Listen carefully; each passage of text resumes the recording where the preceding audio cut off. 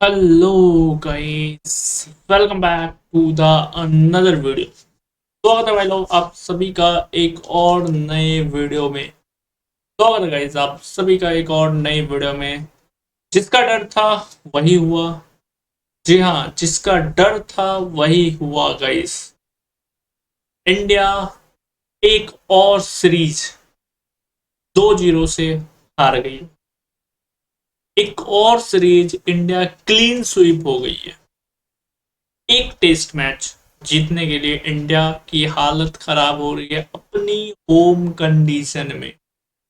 जी हाँ, अपनी home condition में एक मैच इंडिया को जीतने के लिए हालत खराब हो रही है। साउथ अफ्रीका के कोच एक तरह से बोल के हरा रहे हैं। साउथ अफ्रीका के कोच एक तरह से मजाक उड़ा रहे हैं इंडियन टीम का।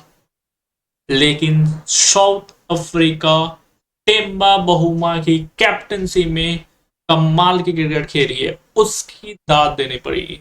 या साउथ अफ्रीका टेम्बा बहुमा की कैप्टनसी में कमाल की क्रिकेट खेली है, उसकी कहीं ना कहीं दाद देनी पड़ेगी। कमाल का क्रिकेट साउथ अफ्रीका खेला है 2-0 से।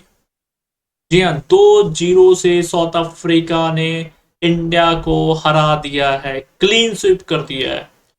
और सबसे बड़ी बात, ये पहली बार नहीं है, back to back series India हार रही है। जो हम जीतते थे सीरीज, वो सीरीज अब हार रहे हैं बैक टू बैक।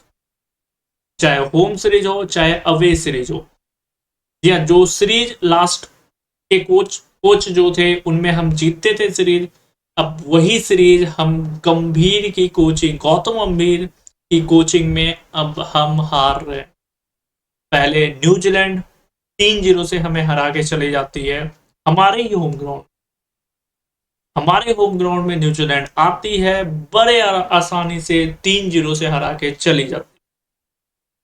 वही न्यूजीलैंड इंडिया में कभी भी सीरीज नहीं जीती थी, लेकिन इस बार 3-0 से हरा के चली जाती है। केवल हरा नहीं रही है, क्लीन स्वीप करके जा रही है।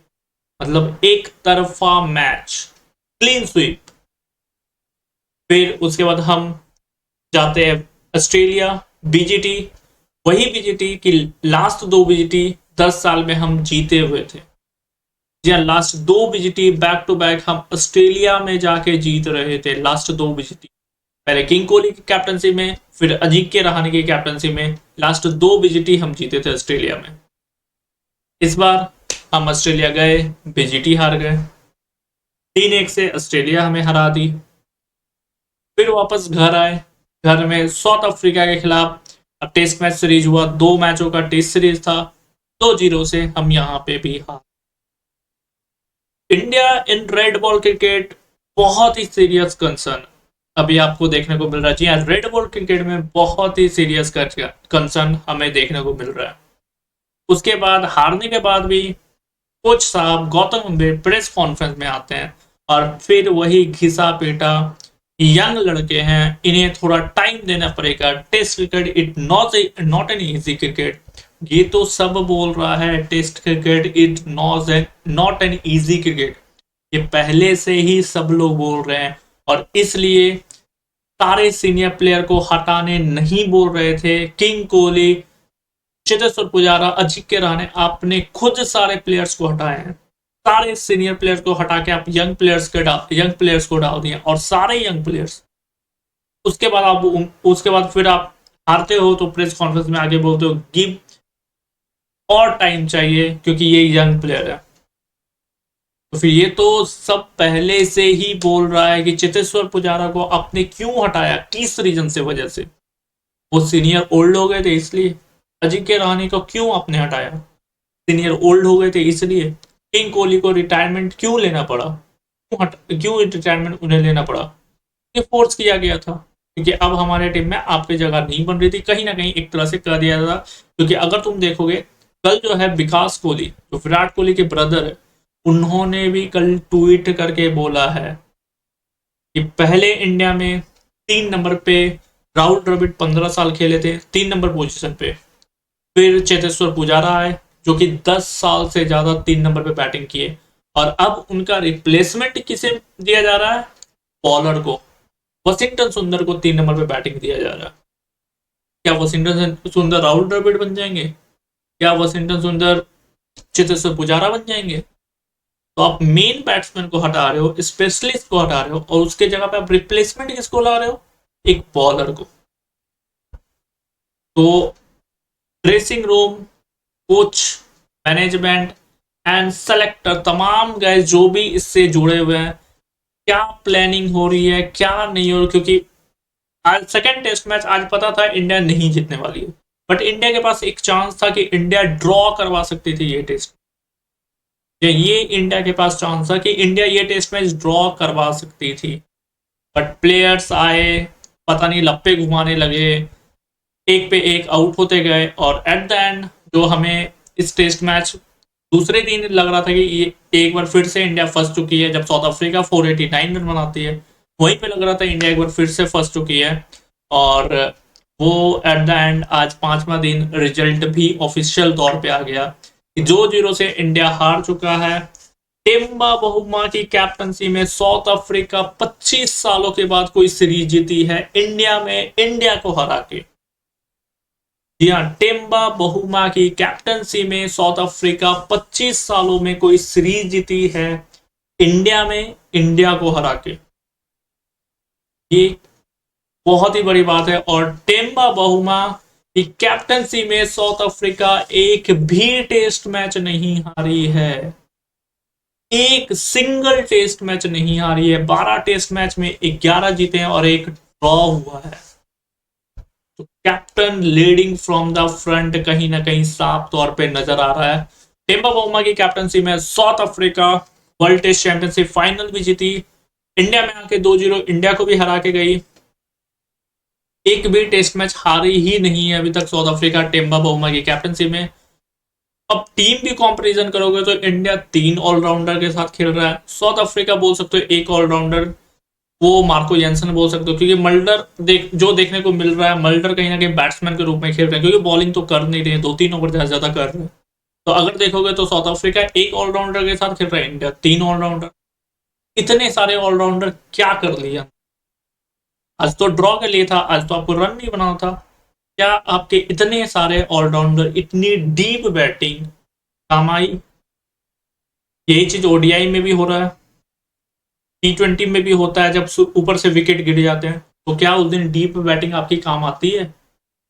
लेकिन फिर भी आपको डीप बैटिंग चाहिए, बहुत सारे ऑलराउंडर चाहिए। क्यों?